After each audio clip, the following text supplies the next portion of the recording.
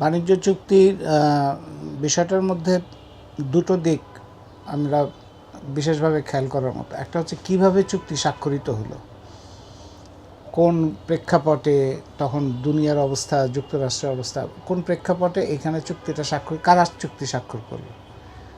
আরেকটা হচ্ছে চুক্তির মধ্যে কি আছে যেটার জন্য আমাদের এত উদ্বেগ, কিংবা যেটার জন্য আমরা মনে করি যে এই চুক্তিটা হচ্ছে বিপজ্জনক। প্রথমত কিভাবে চুক্তি স্বাক্ষর হলো এটা যদি আমরা দেখি, যে অন্তর্বর্তী সরকার তার কোনো এখতিয়ার ছিল না একটা দীর্ঘমেয়াদী চুক্তি করার, যে চুক্তিতে একটা দেশ বা দেশের মানুষ বা অর্থনীতি, তার সার্বভৌমত্ব বা স্বাধীনতা, মানে এটা যদি 30-40 বছরের একটা ব্যাপার, তার এখতিয়ারের মধ্যে পড়ে না।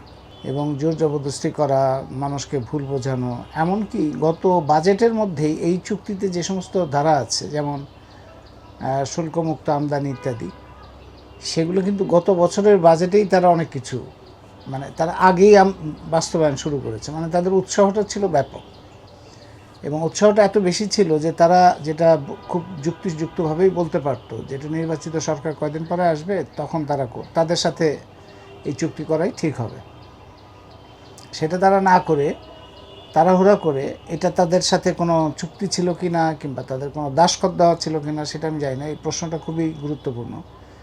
তাদেরকে দাসখত দেওয়া ছিল, কোনো অঙ্গীকার করা ছিল যে নির্বাচনের 3 দিন আগে তারা এই চুক্তিটা স্বাক্ষর করল। এই যে চুক্তি স্বাক্ষর প্রক্রিয়ার এই অংশটা হচ্ছে খুব মানে দৃষ্টিকটু। এবং পাশাপাশি আরেকটা দৃষ্টিকটু হচ্ছে যে সেই সময়ে বাংলাদেশের বড় বড় সব রাজনৈতিক দল তারা অন্তর্বর্তী সরকারের সাথে বৈঠক করছিল নিয়মিত, তারা কিচ্ছু বলে না, একদম নীরব ছিল। তার মানে অন্তর্বর্তী সরকারের ভূমিকা এবং রাজনৈতিক দলগুলোর ভূমিকা, এই দুটোর মধ্যে একটা রহস্যজনক ব্যাপার আছে।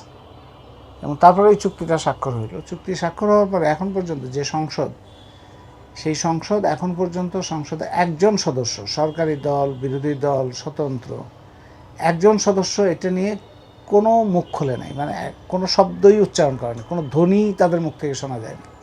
এমনিতেও এদের মধ্যে অনেক বাচার লোক আছে, প্রয়োজনে অপ্রয়োজনে কথাবার্তা বলে। তারা এই রকম একটা সংযম, নীরব থাকার সংযম কিভাবে তারা দেখাতে পারছে, এবং কিভাবে ঐক্যবদ্ধভাবে সকলের মধ্যে একইভাবে তারা নীরবতা পালন করছে, এটা একটা রহস্যজনক।